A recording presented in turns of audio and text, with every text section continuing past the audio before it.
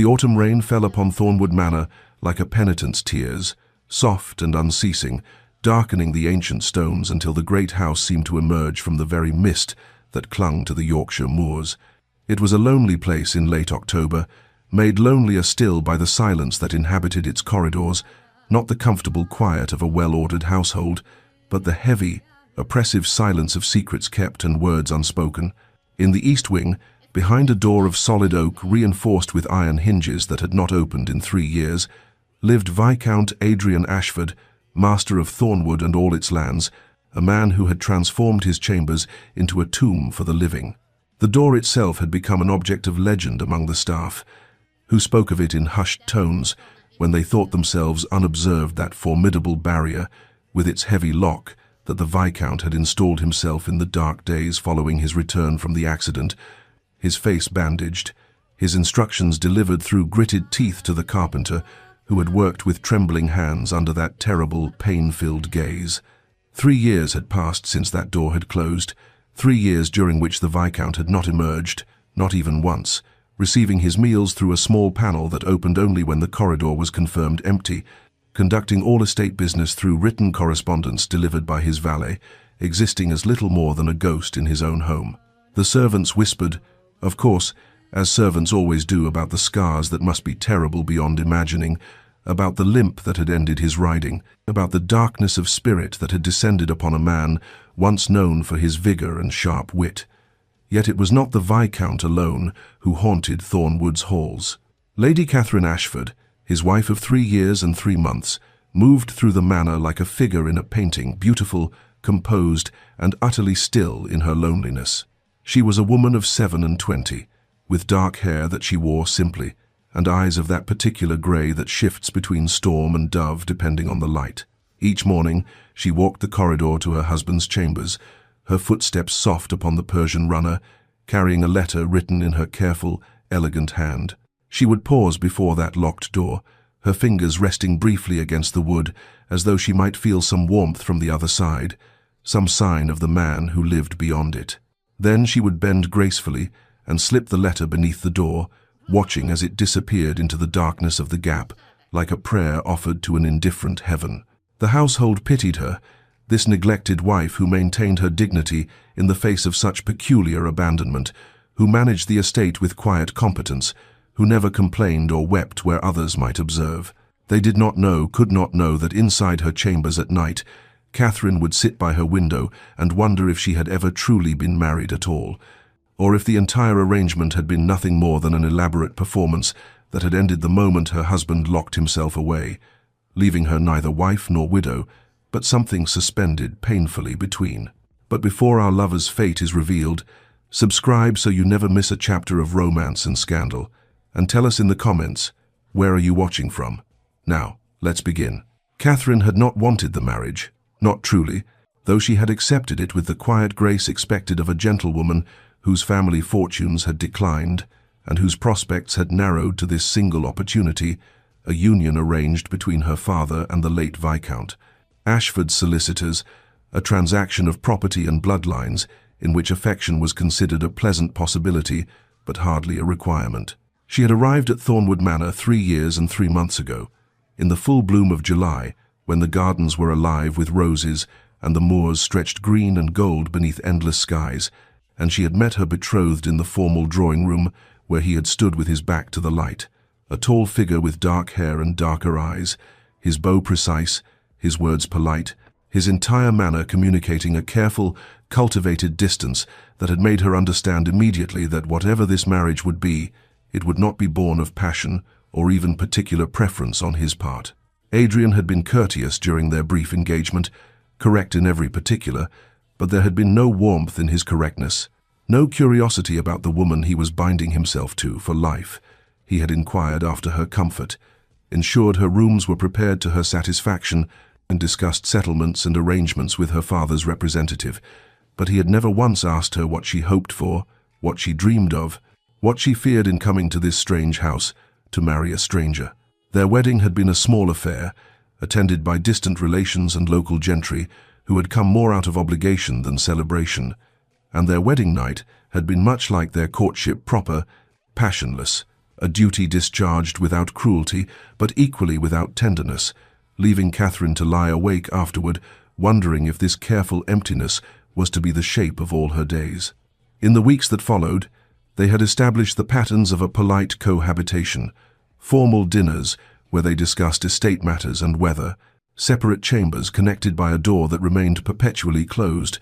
occasional rides where Adrian would help her mount and then ride ahead, always just slightly out of reach. She had told herself that affection might grow in time, that patience and kindness on her part might gradually thaw the ice of their arrangement,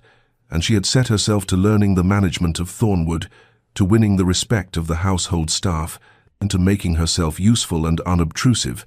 hoping that her husband might one day look at her and see not merely a wife acquired through obligation, but a woman worthy of his regard. She had been young enough then to believe that hope alone might be sufficient, that her quiet devotion might eventually earn what had not been freely given. But she had not anticipated the accident that would come 3 months into their marriage, nor the locked door that would follow, transforming their cold union into no union at all. Now, standing in the present autumn rain, Catherine bent once more before that unyielding oak barrier and slipped her daily letter into the darkness beneath, watching it disappear as all the others had disappeared, unanswered, unacknowledged, received into a silence that had become the defining feature of her married life. The accident came on an October morning much like this one, 3 months into their marriage, when the hunting party had assembled at dawn with horses steaming in the cold air and the hounds eager, their breath clouding white as they strained at their leads. Adrian had been an accomplished rider, known throughout Yorkshire for his seat and his nerve, and Catherine had watched him depart that morning with something almost like warmth in her chest, for he had looked back at her as he mounted, a brief glance that might have held the seed of something gentler than his usual formality. The messenger had returned before noon, riding hard, his face white with what he had witnessed, and Catherine had been summoned by the housekeeper, her heart already falling even before she heard the words. An unexpected ravine concealed by underbrush. The Viscount's horse had fallen. The Viscount had been thrown against rocks. His face had struck stone. There was blood, so much blood. The doctor was already sent for, but my lady should prepare herself. They had brought him home on a cart, his face wrapped in bandages already seeping red, his left leg twisted in a way that made the footman turn away, and through the laudanum haze he had been conscious enough to refuse her entry to his chambers, his voice a ragged thing she barely recognized. No, keep her out, she must not see. Catherine had stood in the corridor while the doctor worked, had pressed her hands against the door and called his name. They had offered comfort and received only silence, punctuated by groans of agony that pierced her in ways she could not have anticipated, given the coldness of their union, for he was still her husband, still a human being suffering beyond that unyielding wood, and she found she possessed a capacity for concern that their brief, distant marriage had not yet extinguished. The doctor had emerged hours later with blood on his sleeves and gravity in his expression. The Viscount would live, but his face bore scars that would be permanent. His left leg had been set but would always pain him. He would walk with a limp, and his lordship had been most insistent violently, so that her ladyship was not to enter, was not to see him. The trauma had been not only physical but psychological. Perhaps in time his reason would return, but for now his wishes must be respected. She had tried, that first week, to reach him standing outside his door and speaking to the wood, writing letters that she slipped beneath, requesting through his valet that she be allowed to help with his recovery, to read to him, to simply sit in his presence, anything to bridge this sudden and absolute separation. But he had responded to none of it, and on the 8th day she had heard the carpenter working inside the chambers, the sound of tools and heavy iron, and when she had inquired, she learned that the Viscount had ordered a lock installed, a proper lock with a key that only he possessed. And that evening when she approached his door she found it truly, finally, completely closed to her, and she had stood there in the dimming light, wondering how a marriage that had been merely cold could become, in the span of a week, no marriage at all, but a prison of separation in which she was condemned to live beside a husband she might never see again. Weeks passed in this manner, and Catherine found herself settling into a rhythm born not of contentment, but of sheer determination to survive the peculiar loneliness of being married, yet utterly alone, a state more isolating than widowhood, for at least widows received society's sympathy, while she received only pitying glances and whispered speculation about what failures of hers had driven her husband to such extremity. Each morning she rose at dawn,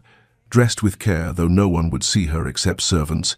and composed a letter at the small writing desk in her chamber's letters that began as desperate pleas and gradually transformed into something gentler, more patient, the chronicles of daily life that demanded nothing and offered everything. She wrote of the estate, the tenants' concerns, the harvest reports, the repairs needed on the north cottages, the accounts that required his attention, presenting these matters with clarity and her own recommendations, effectively managing Thornwood in his stead, though she signed nothing, decided nothing final, always deferring to his authority even as he exercised it only through absence. She wrote of the weather, how the autumn mists clung to the moors each morning, how the oaks in the park were turning copper and gold, how the first frost had come and silvered the lawns, how the rooks gathered in the elms at dusk, small observations that might have seemed trivial, except that they were her attempts to share the world with him, to give him windows when he had locked himself away from all light. She wrote, occasionally, carefully, of her concern for his welfare. Was he eating sufficiently? Was his leg paining him? Would he permit the doctor to call? Might he need books or anything else that she could provide? Questions posed gently, without accusation, without demands, merely offerings of care that she folded into cream-colored paper and slipped beneath his door each morning before the household fully woke. After delivering each letter, she would proceed to the library, a long room with tall windows overlooking the gardens, separated from Adrian's chambers by only a single wall, and there she would spend her mornings reading, managing correspondence, reviewing the household accounts, always conscious that he was there, just beyond that wall, so close and yet unreachable, as if he inhabited not merely another room, but another realm entirely. The servants treated her with a deference edged with pity that made her want to scream, for she was neither widow nor wife, but something suspended between states, a viscountess who commanded the household, yet had no access to the viscount, and she knew they whispered about her in the kitchens, wondered what she had done or failed to do to merit such abandonment, speculated about whether she would seek an annulment or simply fade into the half-life of permanent separation. But Catherine had discovered within herself a stubbornness she had not known she possessed, a refusal to accept that the locked door was the end of everything she had married. Adrian, for practical reasons, true, but she had also harbored hopes, small and carefully guarded, that they might build something meaningful together, and those hopes had not died with his seclusion, but had instead transformed into a quieter, deeper determination. She would not abandon him as he had abandoned her, would not cease reaching toward him, even if her hands met only wood and iron and silence, would not stop writing letters, even if they vanished into darkness and were never answered. For what else could she do? What else did she have except this daily ritual of connection attempted if not achieved, this insistence that a marriage existed even when one party refused to inhabit it? Adrian heard her footsteps each morning, the soft whisper of skirts against carpet, the measured pace that stopped just outside his door, and then the silence as she knelt. He imagined her kneeling, though he could not see to slide the letter beneath the narrow gap between door and floor, and he would wait, barely breathing, until her footsteps retreated before he moved from where he stood, pressed against the wall like a man hiding from executioners, waited until he was certain she had gone, before he approached the door and retrieved the cream-colored paper that had become his only connection to a world he had renounced. He read every letter, sometimes immediately, sometimes after hours of staring at the folded paper as if it might burn him, but always he read them, standing by the window where the light was strongest, his fingers, the only parts of him that remained unmarred, tracing her careful handwriting as if he could absorb something of her through the ink and paper, as if words could substitute for the presence he denied himself and denied her, though he told himself, endlessly, obsessively, that his denial was mercy, that his locked door was an act of love rather than cowardice. Asterisk. She must not see what I have become. Asterisk, he thought each morning when her shadow appeared beneath his door, that slim line of darkness that announced her presence as surely as a herald, and he would move to the door and stand there, his ruined face inches from the wood, his hand rising to touch the panel where he imagined her hand rested on the other side. separated by oak and iron, and his own implacable will, and sometimes he heard her breathe, thought he heard her breathe, or perhaps he only imagined it. But in those moments, the temptation to unlock the door nearly unmanned him entirely. The mirror in his chambers had been covered with cloth after the first week, after he had looked upon his reflection and seen not Adrian Ashford, but some gothic horror. The left side of his face, a landscape of red and purple scarring that pulled his eye downward and twisted his mouth into a permanent suggestion of a sneer. The proud straight nose now crooked, the smooth skin of his temple and cheek replaced by tissue that resembled melted wax, grotesque and shocking and utterly irreversible, according to the doctor who had dared suggest that her ladyship's presence might comfort him, as if Catherine should be subjected to this monstrosity, as if she should be asked to look upon him with anything other than revulsion or, worse, that terrible pitying kindness that would destroy him more thoroughly than the accident itself had done. He had released her, he told himself, by locking the door, released her from the obligation to tend a husband who had become an object of horror, freed her to live her life in whatever manner brought her peace, and if she chose to write letters he could not stop her, but neither would he encourage her by responding, though each letter made that resolution more difficult to maintain, for she wrote with such care, such attention to small beauties, such evident loneliness delicately expressed, that he found himself craving the next letter even as he dreaded it, found himself listening for her footsteps, like a prisoner listening for the guard, who brings both sustenance and reminder of captivity. Months later, winter arrived with the inevitability of judgment, transforming Thornwood Manor into a landscape of whites and greys, where the bare trees etched stark patterns against leaden skies and snow, muffled the world into a silence that seemed to Catherine both beautiful and oppressive. Another layer of isolation added to the one she already endured, yet she continued her morning ritual with a stubbornness that had calcified into something like faith, though faith in what she could not have precisely articulated faith, perhaps that persistence itself had value. That constancy meant something even when it appeared to mean nothing at all. Her letters had evolved, grown less tentative, as if she had decided that since he would not respond, she might as well write as she truly wished. And so she wrote with increasing honesty about her days, her thoughts, the small beauties she observed in the frozen gardens, and alongside the letters she began leaving gifts. A leather-bound volume of poetry she thought he might enjoy,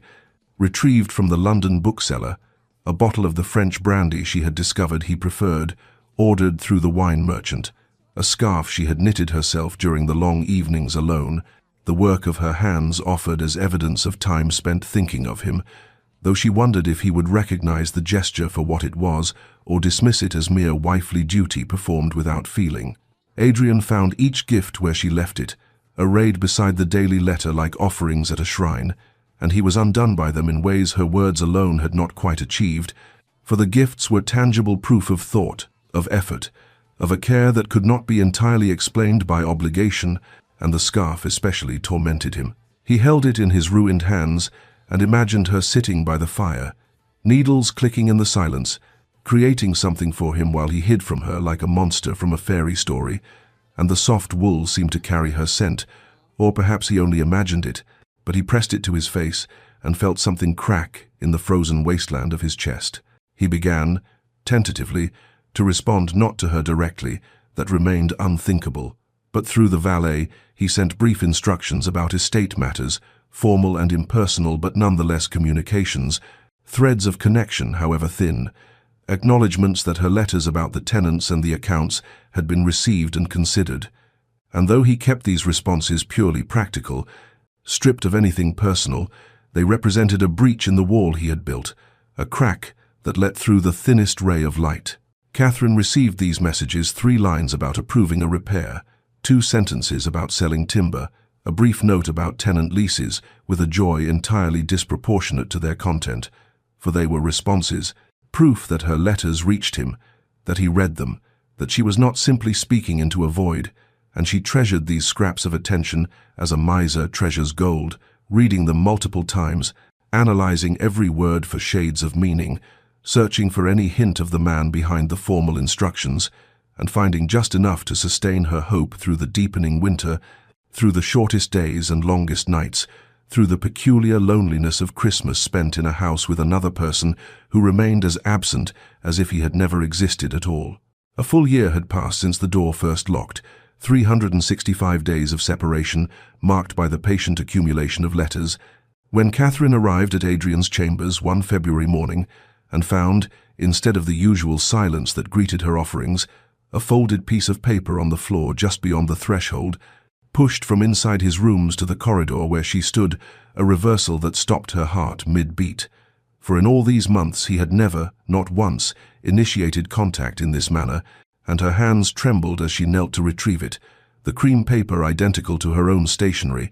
and she recognized before she even unfolded it that this was his handwriting, his hand that had formed these letters, not dictated through a servant but written by him for her. The note contained only 3 sentences, formal and brief, regarding a discrepancy in the estate ledger she had mentioned in her letter from the previous week.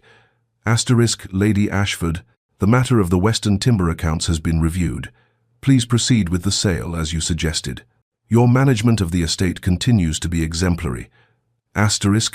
3 sentences, fewer than 40 words, utterly impersonal in their content, and yet Catherine stood in the corridor clutching the paper as tears streamed down her face, for these were his words, his acknowledgement, the first thing he had written directly to her in a year, and the fact that he had addressed her, had thanked her however formally, had communicated not through the valet but through his own effort, represented a crack in the wall so significant she could barely breathe for the hope that flooded through her. She returned to her chambers and sat at her writing desk, the note smoothed before her like a precious artifact, and composed her response with shaking hands, taking care to match his formal tone while infusing her words with warmth, writing about the timber sale and the accounts but adding observations about the snow in the gardens, the birds that had appeared at the window that morning, small personal details offered carefully, testing the boundaries of what he might accept, and she ended with a simple expression of gratitude for his response, nothing effusive or demanding, merely an acknowledgement that she had received his words and treasured them, though she did not write the word Times treasured *, for that would be too much, too revealing, and so she wrote instead that she was pleased to have his guidance, though pleased was entirely inadequate to describe the wild joy that made her hands unsteady as she formed each letter. She left this response at his door within the hour, unable to wait until the following morning, and resumed her day in a state of distraction, her mind returning again and again to those 3 sentences, analyzing each word, wondering if she had imagined the slight softening in the final line. The word Times continues, Times suggesting he had been aware all along of her work, had been watching in his way, had perhaps valued her efforts even when he could not bring himself to say so, and that night she slept with his note beneath her pillow, a talisman against the loneliness that had been her companion for so long, and when she woke the next morning, she found another note waiting, this one slightly longer, responding to her observations about the snow, and she understood with a clarity that stole her breath that something had shifted, that a door, not the physical door that remained locked, but some internal barrier had opened just enough to let through the possibility of connection, and she seized that possibility with both hands, writing back immediately, and thus began the tentative correspondence that would, in time, transform them both. Their correspondence developed through the remaining winter months with a momentum that felt to Catherine like watching ice begin to thaw, the letters arriving now with regularity, sometimes twice in a single day, and Adrian's words gradually lengthened, expanded, grew less guarded, the formal structure that had characterized his first notes giving way to something more natural, more revealing, as if he was slowly remembering how to speak to another human being after his long silence. They discussed books, Catherine mentioning a novel she had been reading, and Adrian responding with his own thoughts on the work, then recommending another volume, and soon they were engaged in a literary conversation that ranged from poetry to philosophy, from history to the natural sciences, and Catherine discovered that her husband possessed a mind of remarkable depth and breadth, that the cold, distant man she had married 3 years prior had been hiding not just his face but his entire self, all the complexity and intelligence and feeling that now spilled across the pages he slid beneath his door. They debated the merits of various philosophers, argued gently about interpretations of Shakespeare's tragedies, discussed the agricultural improvements being implemented across England and whether such changes were entirely beneficial or came with hidden costs,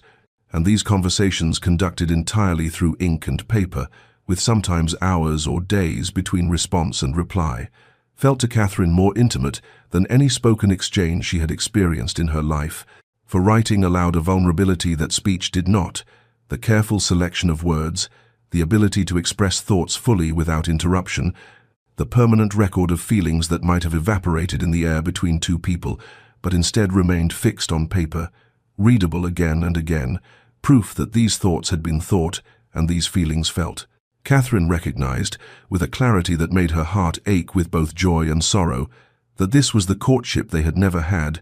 that Adrian was wooing her through words in a way he had never attempted in person, and she responded in kind, letting her own personality emerge more fully in her letters. Her humor and her observations, and her quiet strength, all the things she had kept carefully hidden during their brief, formal marriage, and she sensed him responding to this revelation of her true self, his letters growing warmer in tone if not yet in explicit content, for they still avoided anything too personal, still skirted around the edges of their situation,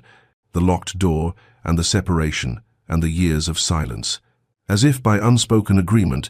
they had decided that these practical matters need not intrude upon the world they were building together in their correspondence, a world where they could be simply two minds meeting, two souls discovering each other without the complications of bodies and appearances and all the pain that attended physical reality. Adrian found himself living for these exchanges, his days organized around the arrival of her letters and the composition of his responses, hours spent at his desk drafting and redrafting his words, trying to express thoughts he had kept locked away as firmly as he had locked his door, and he realized, though he could not yet have admitted it even to himself, that he was falling in love with his wife through this strange, constrained medium, that the woman who emerged from these letters was someone he wanted to know more deeply than he had ever wanted anything,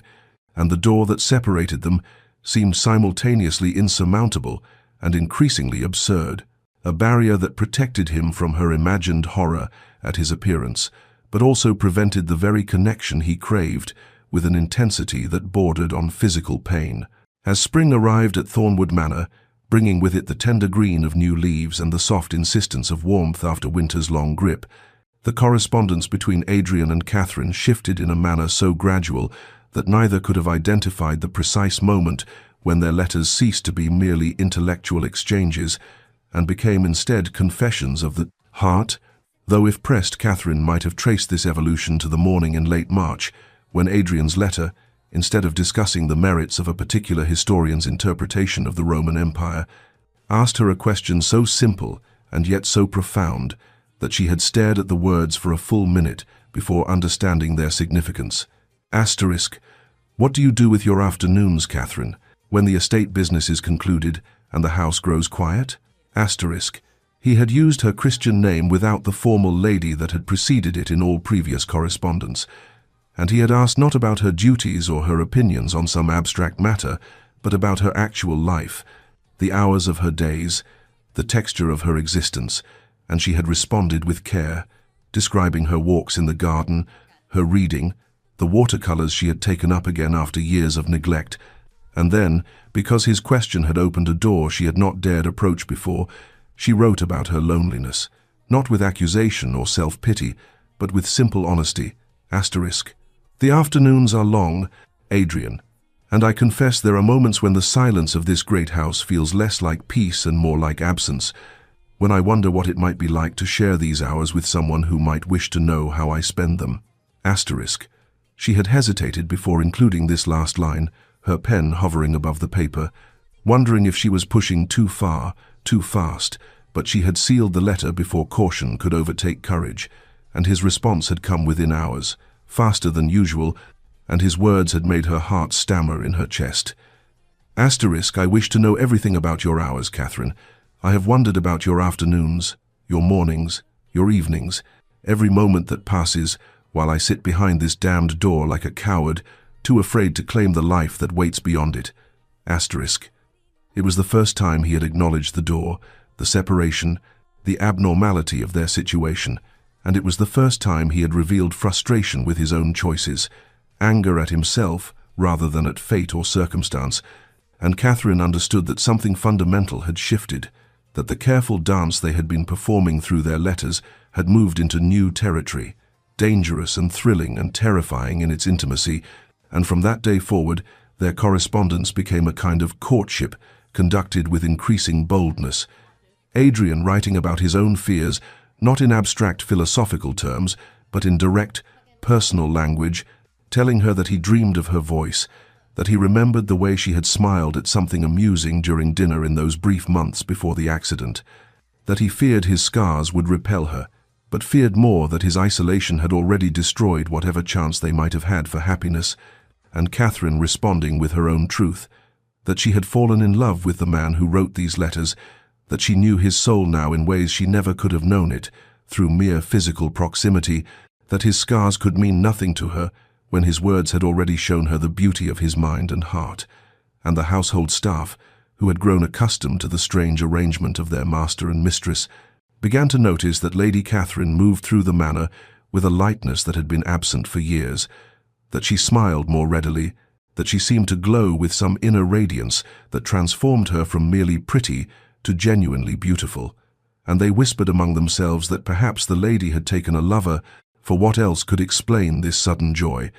not understanding that she had indeed fallen in love, but with her own husband, and that he had fallen equally in love with her, and that they were conducting their affair through paper and ink, consummating their devotion through words that could not touch, but somehow conveyed more tenderness than any physical caress they had yet shared. The fever came upon Catherine in early May, 2 years and 3 months after the door had first locked, arriving with the sudden violence of a spring storm that had no respect for the fragile happiness she and Adrian had been building through their letters, and it began as nothing more than a headache and slight chill that she dismissed as fatigue from overseeing the planting of the kitchen gardens.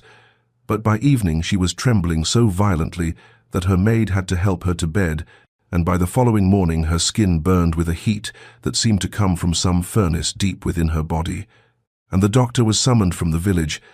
his grave expression as he examined her sending the household staff into whispers of concern and fear, for fever was a common enough visitor to English manor houses, but one that left as often, with a life claimed as with a patient restored, and Adrian, in his chambers, heard the unusual commotion in the hallway, and the rapid footsteps and hushed, urgent voices, and when his valet knocked to inform him that Lady Catherine had taken seriously ill, something seized in his chest like a fist closing around his heart, and he crossed immediately to the door that connected his chambers to the corridor, pressing his ear against the wood, as he had done countless times over the past 2 years, but this time listening not for her morning footsteps, or the soft sound of a letter being slid beneath his door, but for any information about her condition,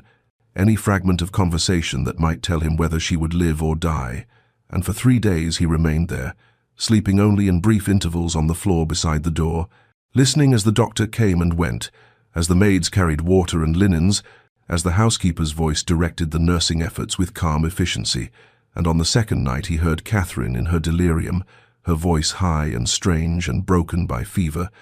calling out words he could not quite discern, and then, clear as a bell through the heavy oak, he heard her call his name Adrian, not with fear or accusation, but with longing, with need, with a vulnerability that shattered something fundamental inside him, and his hand went to the door handle, closed around the cold metal, his entire body trembling with the effort of confronting the choice that stood before him,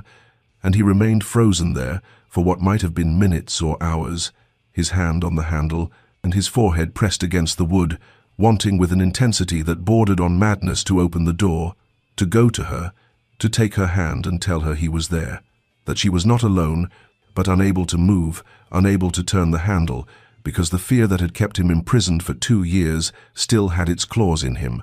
the terror that she would look upon his ruined face and recoil, that the intimacy they had built through letters would dissolve the moment physical reality intruded, and he hated himself with a purity of loathing he had never experienced, even in the darkest days after his accident, hated that he was such a coward that he could not go to his own wife when she called for him in her illness, could not offer her even the comfort of his presence when she might be dying mere yards away from where he stood, paralyzed by vanity and fear, and he paced his chambers like a caged animal, back and forth, his limp more pronounced due to agitation, his hands pulling at his hair, his breath coming in ragged gasps, and the battle that raged within him was between the man he had become isolated, afraid, ruled by shame, and the man he wanted to be, the man Catherine's letters had shown him he might still become, if only he could find the courage to step beyond the prison of his own making. On the 5th day, when the fever finally broke and Catherine woke to find herself weak as a newborn lamb, her nightgown damp with the sweat of crisis past, and her throat raw, and her limbs trembling with the effort of simply sitting upright against the pillows her maid had arranged, the first thing she thought of was not her own relief at having survived, nor gratitude for the doctor's skill or the staff's devoted nursing, but rather the fact that during her delirium she had called for Adrian and he had not come, and this knowledge settled into her chest, not with anger or even disappointment, for she had long ago accepted the parameters of their strange marriage, but with a clarity that felt like the fever had burned away all pretense and left only truth, raw and undeniable, and she understood with sudden and complete certainty that she could not continue as they had been, that something had to change or break or end, that 2 years of letters, however tender, however intimate, could not substitute for a life actually lived together. And so when her maid had left her with tea and toast that she was too weak to eat, Catherine reached for her writing desk with shaking hands and pulled forth paper and pen, and she began to write a letter unlike any she had sent before, without careful construction or diplomatic phrasing or the protective distance she had always maintained, but instead with the kind of honesty that only comes when one has looked at death closely enough to see one's own reflection in its eyes and realize that time is not infinite, that patience can become complicity in one's own unhappiness, that love, unspoken and unlived, is a kind of slow death all its own. Asterisk, Adrian asterisk, she wrote, her hand barely steady enough to form the letters. Asterisk, I have just woken from a fever that might have killed me, and the first thing I understood upon waking was that I have been dying by degrees for 2 years, not from illness, but from loneliness, from living in the same house with a man I love but never seeing, never touching, never sharing more than words on paper, and I must tell you now, while I am still weak enough to be brave, that I can no longer bear it, not because I do not treasure our correspondence, I treasure it more than I can express, but because I have fallen in love with you through your letters, Adrian, wholly and completely in love with your mind and your heart and your soul, and I know you fear your scars will repel me, that the injuries you suffered have made you somehow monstrous or unworthy of love, but I must tell you that I do not care about your scars. I cannot care about them when I have read your thoughts and your fears and your dreams and found them so beautiful that my heart aches with the wanting of you, and I heard you at the door during my fever, Adrian. I was not so far gone that I did not know you were there, your hand on the handle, and I understood that you wanted to come to me but could not, and I forgive you for that. I forgive you for everything, but I cannot continue to live this half-life, loving you through paper and ink while we waste the years we might have together, and so I am asking you not to open the door, for I will not demand what you cannot freely give, but I am telling you the complete truth of my heart, so that you will know, whatever you choose, that you are loved, scars and all, that you have always been loved, and that if you can find the courage to step beyond that door, I will be here, waiting, for whatever time we have left in this world. Asterisk, she sealed the letter before courage could fail her, before weakness could make her soften the words or add qualifications that would blunt their edge, and she asked her maid to place it at his door as usual, and then she lay back against the pillows, exhausted and trembling and more terrified than she had been even in the depths of fever, because she had finally told the truth, complete and unvarnished, and now there was nothing to do but wait and see if truth was enough to break down the walls that fear had built. Adrian found the letter just after dawn, slipped beneath his door as all her letters had been, but when he unfolded the paper and began to read, his hands started trembling before he had finished the first sentence, and by the time he reached her confession of love, his vision had blurred, with tears he had not shed since the day of the accident, and he read the letter again immediately, then a third time, then a fourth, each reading peeling away another layer of the defenses he had built around himself, the rationalizations and justifications and elaborate architecture of fear that had kept him imprisoned for 2 years. And with each reading, Catherine's words struck deeper, her honest confession of loving him despite his scars, her gentle revelation that she had heard him at the door during her fever, and understood both his desire to come to her and his inability to do so, her forgiveness offered before he had even asked for it, and most devastating of all, her statement that she could no longer bear the half-life they were living, that patience had reached its limit, that time was not infinite, and he understood, with sickening clarity, that his isolation, which he had always told himself was an act of mercy to spare her from his monstrous appearance, had in fact been the deepest cruelty, that by hiding himself away he had not protected her, but rather condemned her to a loneliness as profound as his own, perhaps more so because she had chosen to stay, to write, to love, while he had chosen only to hide. And the self-loathing that had sustained his isolation for 2 years transformed in that moment into something else, a fury at himself for wasting so much time, for causing her so much pain, for being too much a coward to accept the love she was offering. And he crossed to the mirror that he had covered with cloth on the day he first locked himself away, and he tore the cloth down and forced himself to look at what he had become, the scar that ran from his left temple down across his cheek to his jaw, the way it pulled his mouth slightly to one side, the matching scar on his neck where the boar's tusk had caught him as he fell. And yes, the scars were ugly, disfiguring, permanent, but as he stared at his reflection, he remembered Catherine's words, "Times I have read your thoughts and your fears and your dreams, and found them so beautiful that my heart aches with the wanting of you times." And he understood suddenly that she was right, that the scars were nothing,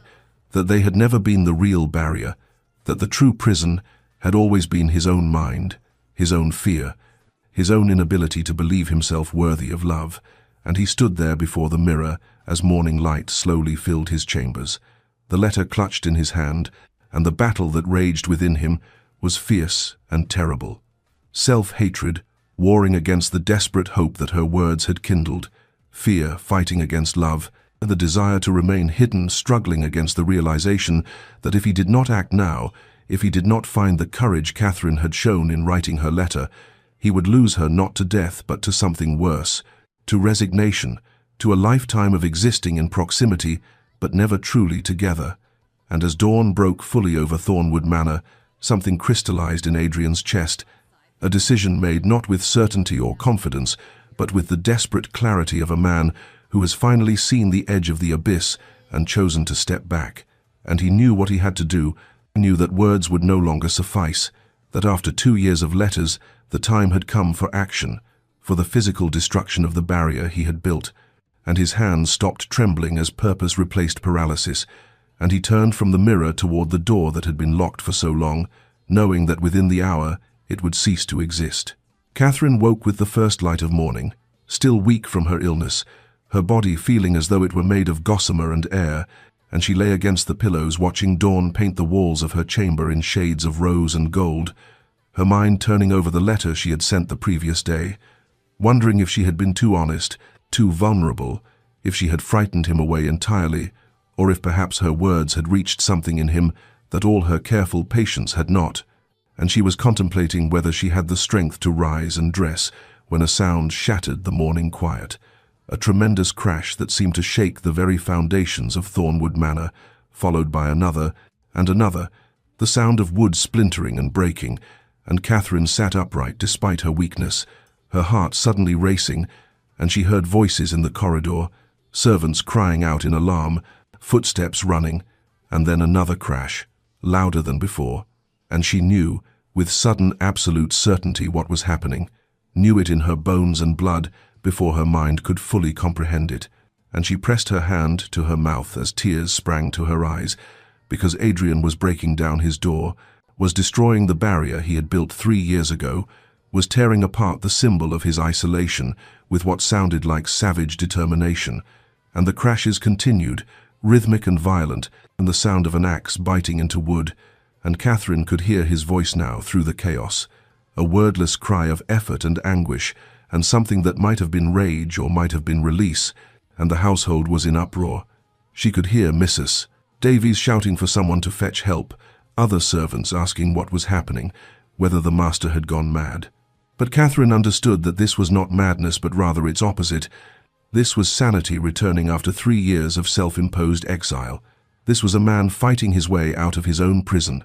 And then there was one final tremendous crash, different from the others, the sound of something large and heavy falling, and silence followed, sudden and complete, as though the entire manor were holding its breath, and Catherine found herself on her feet,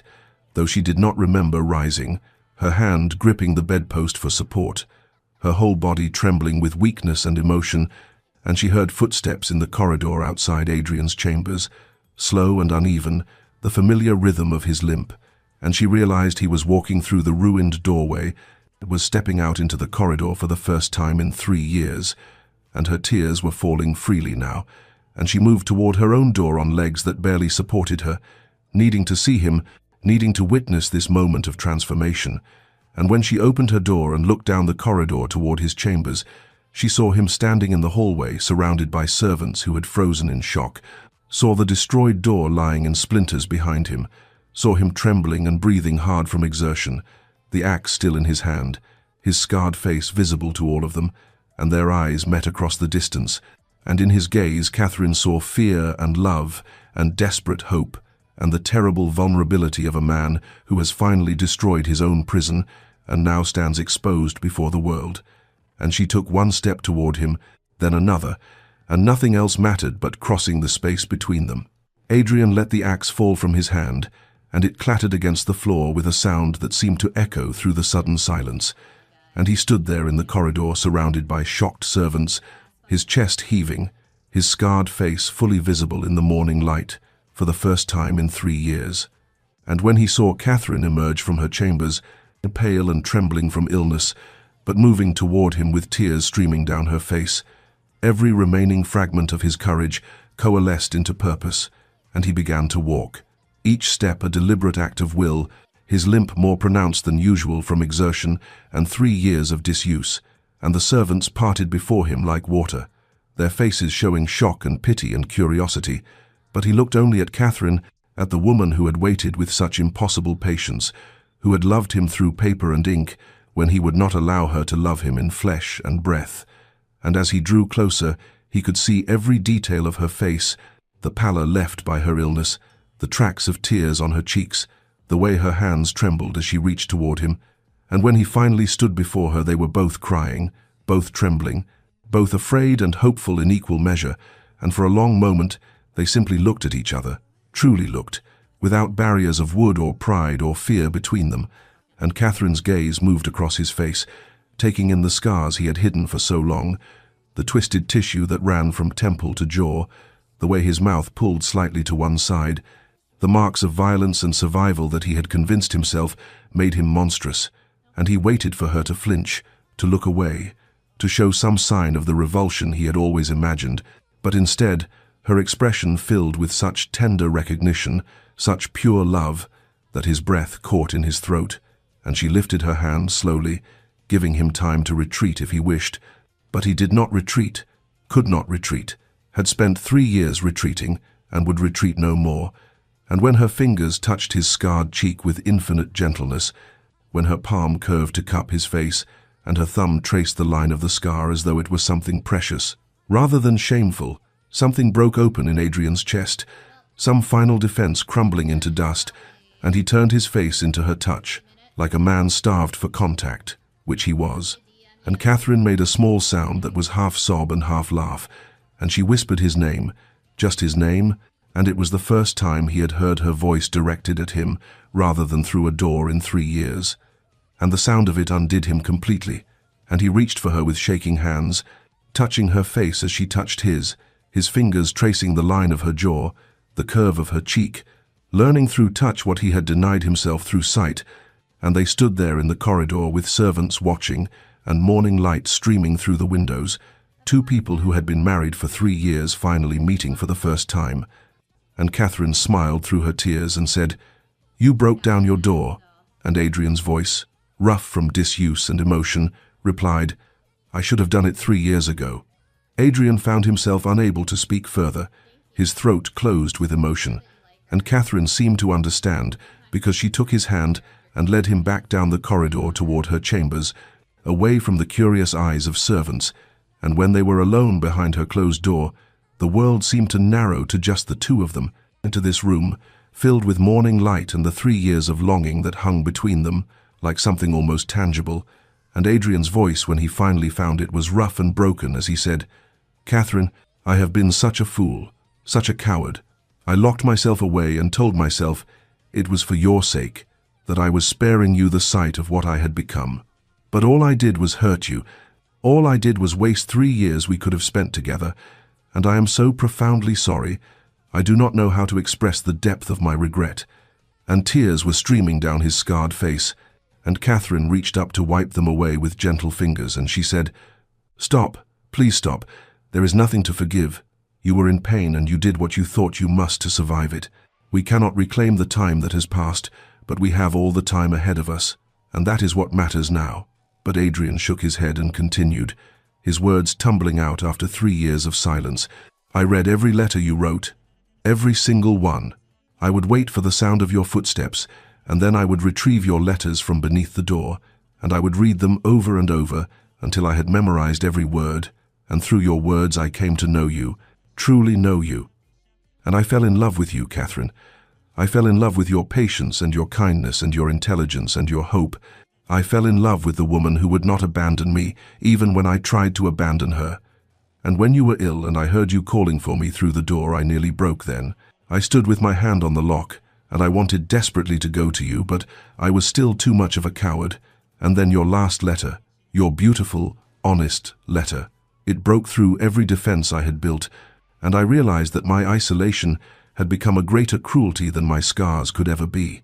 And Catherine was crying now too, and she took both his hands in hers and said,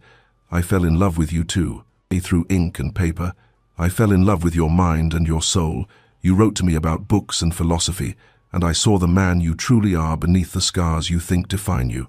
And Adrian, my dearest Adrian, those scars are simply part of you now. They do not diminish you. They do not make you less. They are marks of survival, and they cannot change how I see you." And he pulled her close then, carefully as though she might break, mindful of her recent illness. And she came into his arms without hesitation, and they held each other for the first time in 3 years, for the first time truly ever, and it was both the reunion of long-separated lovers and the beginning of something entirely new. And Adrian buried his face in her hair and breathed in the scent of her and felt her heart beating against his chest. And Catherine's arms tightened around him, and she whispered, "You are here. You are finally here."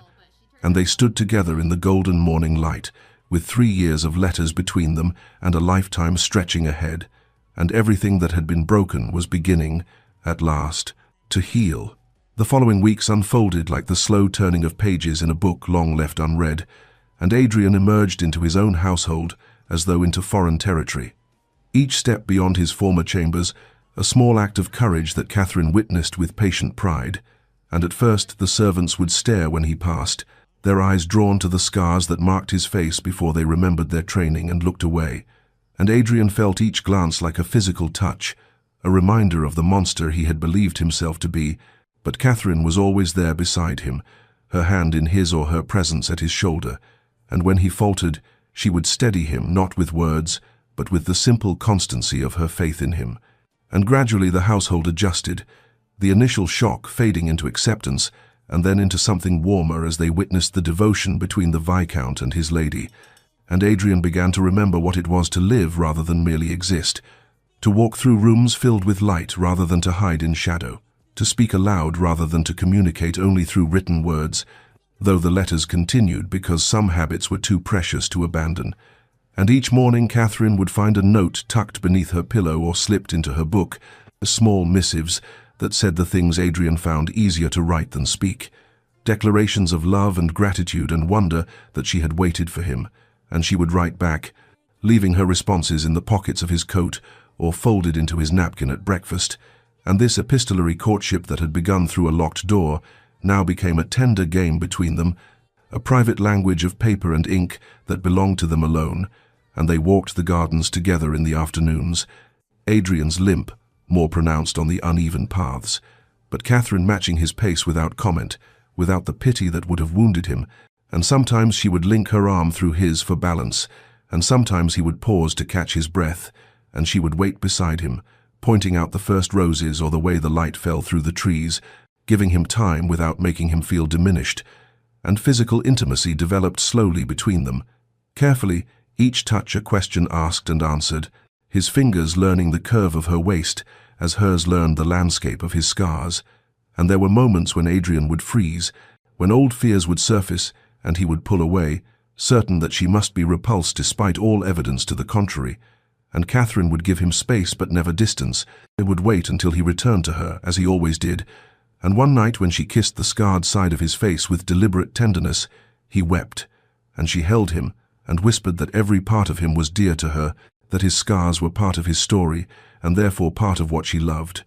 And trust was rebuilt in these small moments, through patience and presence, and the gradual understanding that love need not be perfect to be real, that healing was not an event but a process, and that they had all the time in the world to learn each other beyond the words they had written, to become in flesh what they had begun on paper. Months passed and spring surrendered to summer, and with the changing season came a transformation not only in Adrian and Catherine, but in their relationship to Thornwood itself. For Adrian had spent 3 years knowing his estate only through ledgers and reports and Catherine's detailed letters,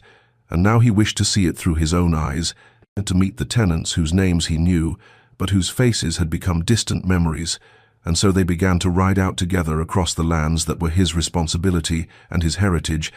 Catherine side-saddle on her gentle mare, and Adrian on the stallion he had not ridden since before the accident, his seat less sure than it once was, but determined nonetheless. And their first visit was to the Hendersons' farm on the eastern border, and Adrian felt his stomach clench as they approached, knowing that Thomas Henderson had been with him on the hunt the day of the accident, had witnessed the fall and the blood and the terrible aftermath. And when Thomas came out of the farmhouse, his eyes widened at the sight of the Viscount,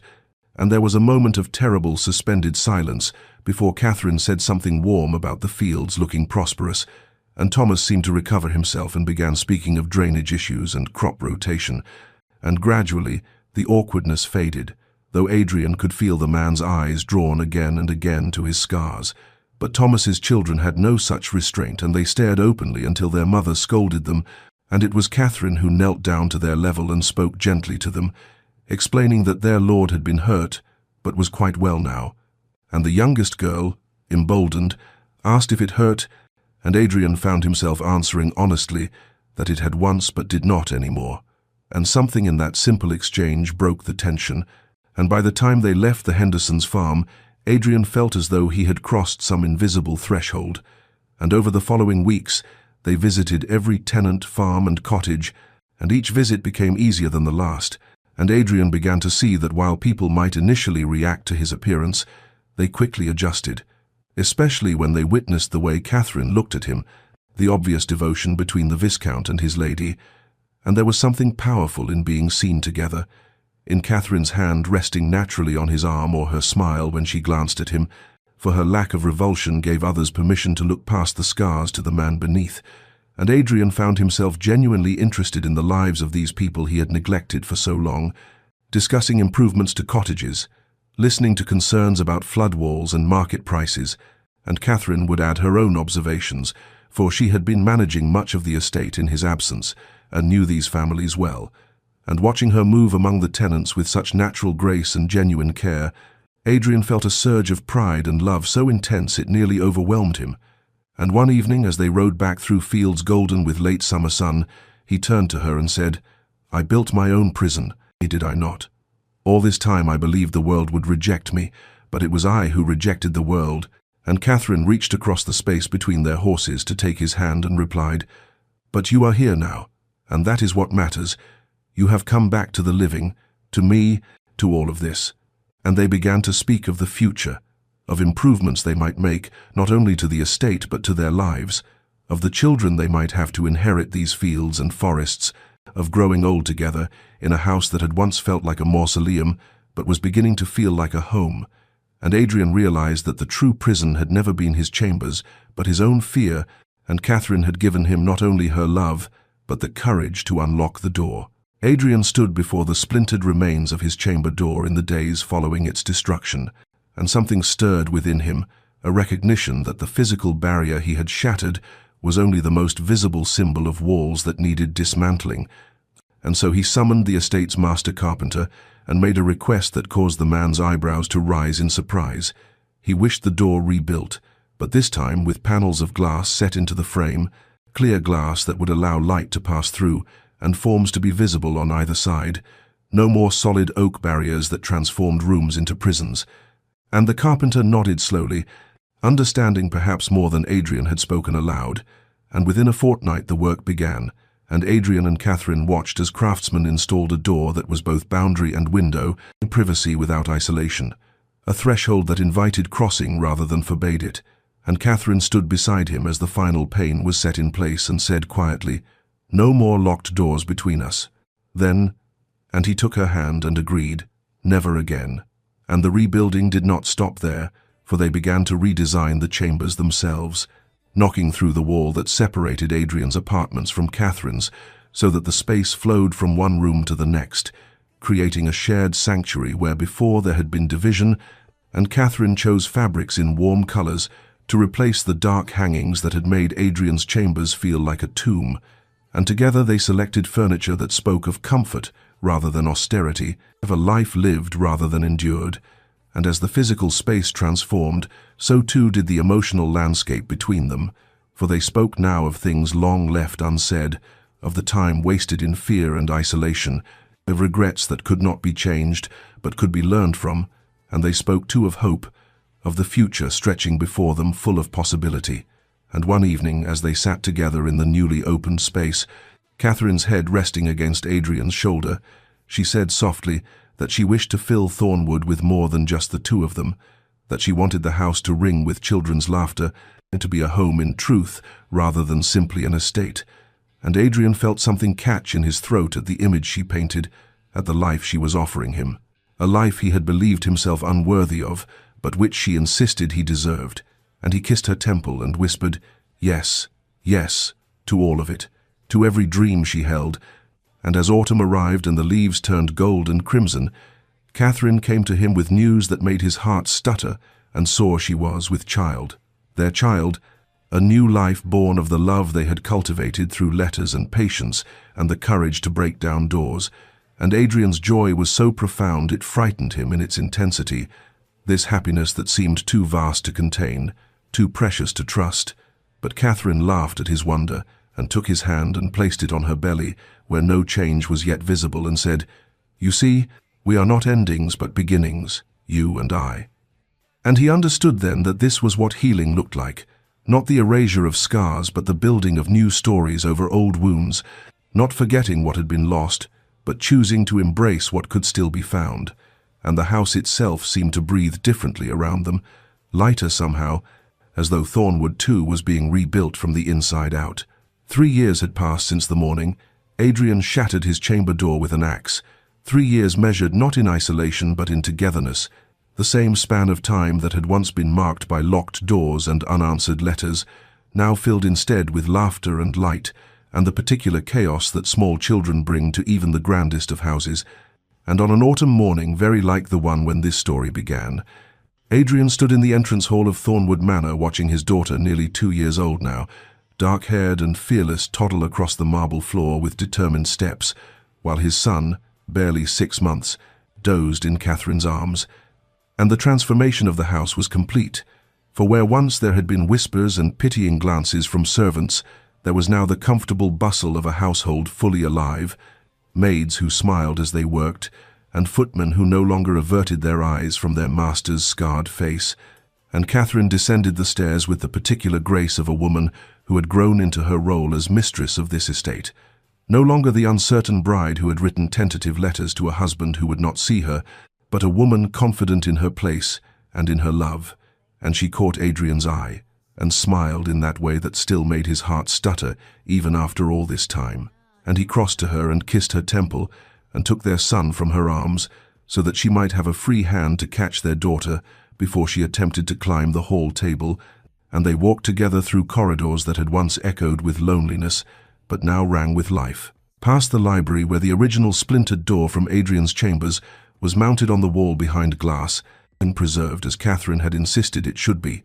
a reminder of the day everything changed, and sometimes Adrian would stand before it and marvel at how close he had come to losing everything through his own fear. How the prison he had built might have remained forever sealed had Catherine not possessed the courage to write truth when politeness might have been easier. And they walked now to the breakfast room where cook had prepared a family meal, something that would have been unthinkable in the old days when the Viscount took his meals alone and his wife dined in solitary formality. And as they settled around the table, their daughter in her high chair and their son cradled nearby, Adrian reached across and took Catherine's hand, a gesture he made often, needing still to reassure himself that she was real, that this life was real, that he had not dreamed his way out of that dark chamber. And later, when the children were with their nurse and the house settled into afternoon quiet, Adrian retired to his study and took out paper and ink, for he still wrote to Catherine, left letters on her pillow or tucked into books she was reading, small notes that said the things he feared he might forget to speak aloud,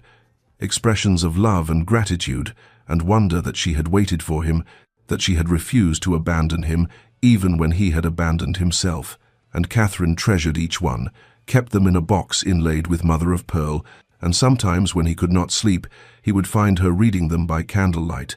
her fingers tracing words he had written, and she would look up and smile, and he would know that the door between them, once so brutally destroyed, would never exist again. Evening settled over Thornwood Manor with the gentleness of a benediction. The sky streaked with amber and rose as the family gathered once more around the dining table, and Adrian watched Catherine cut their daughter's food into small pieces, while their son gurgled contentedly in the cradle beside her chair, and he felt that peculiar tightness in his chest that he had come to recognize as overwhelming gratitude, the kind that made one believe in providence or fate or whatever force had guided Catherine's hand when she wrote that final letter, the one that had broken through his defenses and given him the courage to take an axe to his own prison. And as the meal concluded, and the children were taken up to the nursery, and Catherine returned to sit beside him in the drawing-room, her hand finding his with the ease of long habit, Adrian knew that this was happiness, not the absence of scars or difficulty, but the presence of someone who chose to stay through both. And the story of their love was perhaps an unusual one, built as it was on locked doors and desperate letters and 3 years of isolation that might have destroyed them, but instead became the foundation of something unshakable. And perhaps, dear listener, that is what I wish you to understand from their tale, that the walls we build around ourselves, whether from fear or shame, or the belief that we are protecting others from our own perceived monstrousness, become prisons far more terrible than any external judgment could ever be. That isolation, no matter how we justify it, no matter how much we convince ourselves it is noble or necessary, is ultimately a form of self-destruction that wounds not only ourselves, but those who love us. And Catherine and Adrian's story reminds us that courage is not the absence of fear, but the willingness to break down the barriers we have constructed, even when our hands tremble on the axe, even when we are certain that what lies on the other side of the door will be rejection or horror. And sometimes, often even, what we find instead is grace, is love that sees beyond the surface to the soul beneath. And their story teaches too about patience, about the kind of love that continues to write letters to a locked door, that refuses to abandon even when abandonment would be easier, that waits not passively but with active hope, with daily renewed commitment, with the understanding that some transformations cannot be rushed, but must unfold in their own time. And if you find yourself behind a locked door of your own making, whether literal or metaphorical,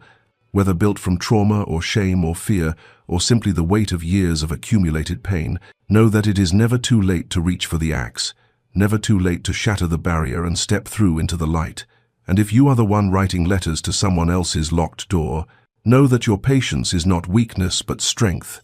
that your refusal to abandon is a form of love that can change everything. And perhaps we are all in our own ways, both Adrian and Catherine, both the one hiding and the one hoping, both the one who must find courage to emerge and the one who must find courage to keep faith. And the letters we write, whether to others or to ourselves, whether on paper or in the silent language of persistent presence, matter more than we know, carry more weight than we imagine. And sometimes a single letter, a single moment of raw honesty can be the thing that finally breaks through. And so I wish you the courage to destroy your own doors, the patience to wait for others to destroy theirs, the wisdom to know which role you are called to play in each moment. And may you find, as Adrian and Catherine did, that on the other side of fear and isolation lies not the rejection you dreaded, but the connection you needed all along. And may you rest well tonight, dear listener, knowing that no door is so firmly locked that love cannot find a way through. And if you found meaning in this story, I invite you to subscribe to this channel, to share this tale with someone who might need to hear it, and to remember always that the most profound transformations often begin with the smallest acts of courage: a letter slipped under a door, a hand that refuses to stop knocking, a heart that dares to hope when hope seems foolish. For in the end, we are all stories of doors locked and doors opened, of isolation chosen and connection reclaimed. And the tale we tell with our lives is written not in the barriers we build, but in the moments we find the strength to tear them down.